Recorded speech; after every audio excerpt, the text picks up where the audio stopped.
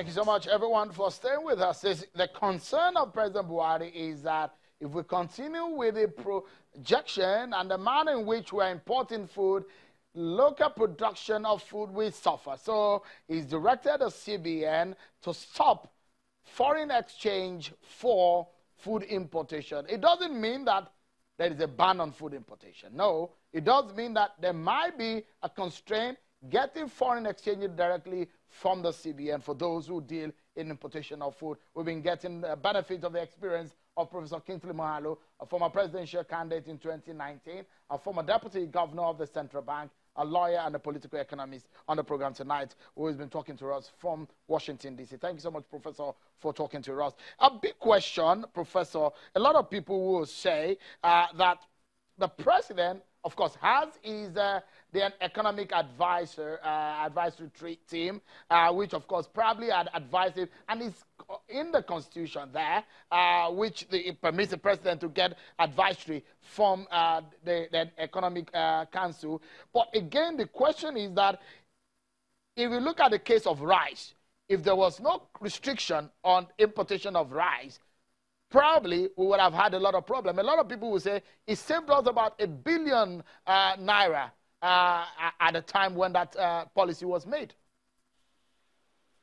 Well, you see, we should always frame these discussions in the larger context. What is the state of the Nigerian economy today?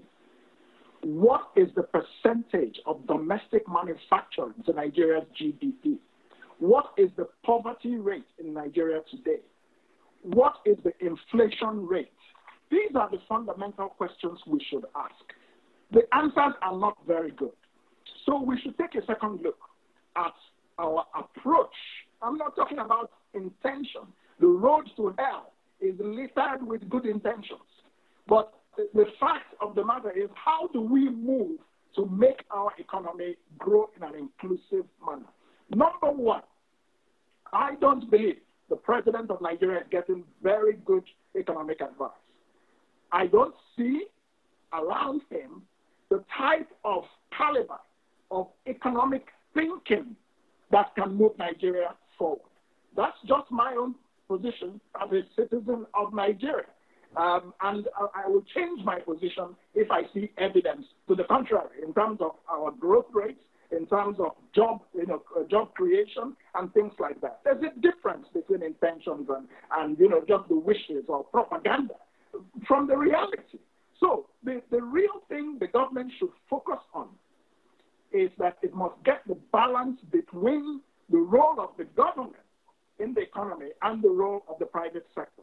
This balance is out of kilter, out of balance. And that's why Nigeria's economy is not doing very well. The government thinks it can replace the marketplace in terms of the allocation of prices of productivity. It doesn't work that way. Prof, let me pause you for a moment. Sorry, apologies because of the quality of connection there. Stay with us, Prof. Let me bring in Bisuga. He's a public affairs analyst who since joined us from our Abuja studio. Mr. Bisuga, thank you so much for coming on tonight. Some people have criticized the move of the president to give a direct directive to the CBN on issues of FX and who to give and who not to give. Some people are of the opinion, like Professor Moghalu, that is not correct. Yeah, Seun, thank you for having me. I think we just like to take issues from the angle that suits us. You remember very well in 2017 when the acting president gave a directive to the CBN to review the foreign exchange policy at the time. The dollar crashed very seriously against the naira, and it came to 360, and everybody was praising him. Nobody said the acting president gave a directive or didn't give a directive. So the point is this: we look at the policy holistically, and then we take it from a perspective of what is the interest for Nigerians. Look at last week, a group of Chinese investors came to Nigeria, and they said they were willing to invest 25 billion in our agriculture. Can you imagine? They come, they meet with the vice president, they say they want to invest $25 billion. And what do? We take our own money that we're supposed to invest here, we take it out to go and buy milk, to go and buy toothpick. It's ridiculous. And what the president is saying is that, see, we have many policies on ground, and these policies are coming together. So look, if you look at the trajectory since 2015 when this government came into place, we started with, there's Anchor Borrower Program.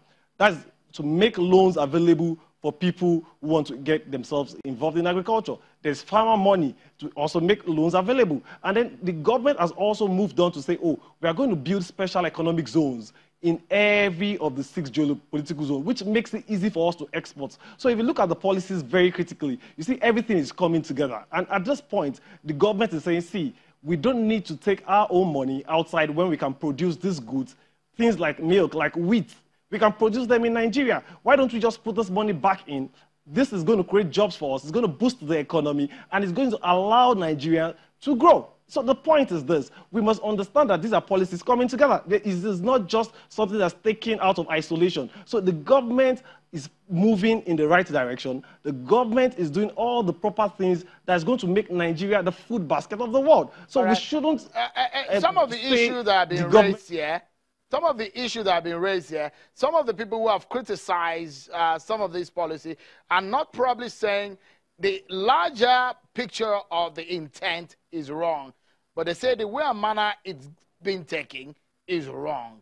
And perhaps, maybe it's too early for us to say, we want to stop this, we want to stop that. Have we gradually gotten to that point where we can say we are sufficient? In fact, some people are criticizing the statement that Nigeria is food sufficient.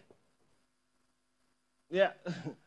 So, Sheon, the point is this. From the statistics you read out earlier, you find out that there's a steady decline for forex in terms of importation of food. A steady decline. And in fact, the last time it came down to over $100 million, from $600 million. So that shows you that, see, already there's a decline, and the economy and the country didn't collapse. So what this is that over the years, from 2015 to 2018, the CBN and even the National Economic Council has done a very thorough research, and it's saying that, see, there's a decline for food importation.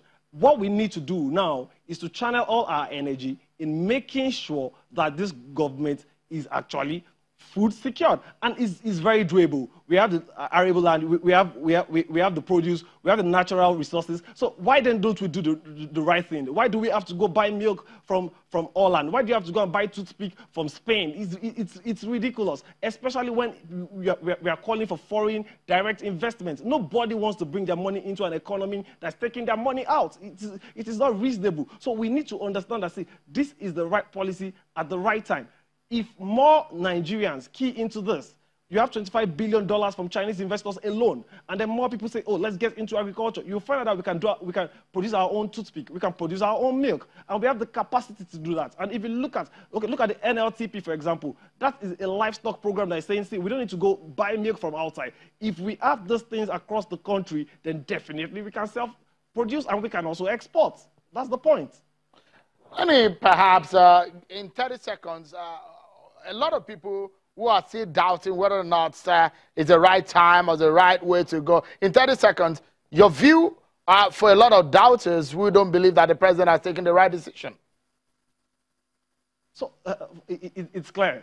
It's clear. What the president wants to do is for us to produce our own food, for us to create more jobs, for us to become the food basket of the world. We have this potential, and we should seize it now. We should make sure that Nigeria attains its potential. Nigeria can actually feed the world. We can make money from it. We can go back to the days where agriculture used to be the main source of income for us. And I think it is the proper thing to do. I think the policies are falling in place. I think as time goes by, once we have our livestock up and running, we have rice and every other thing in place, Nigeria definitely will be the #1 point of call for anybody who's stuck in agriculture.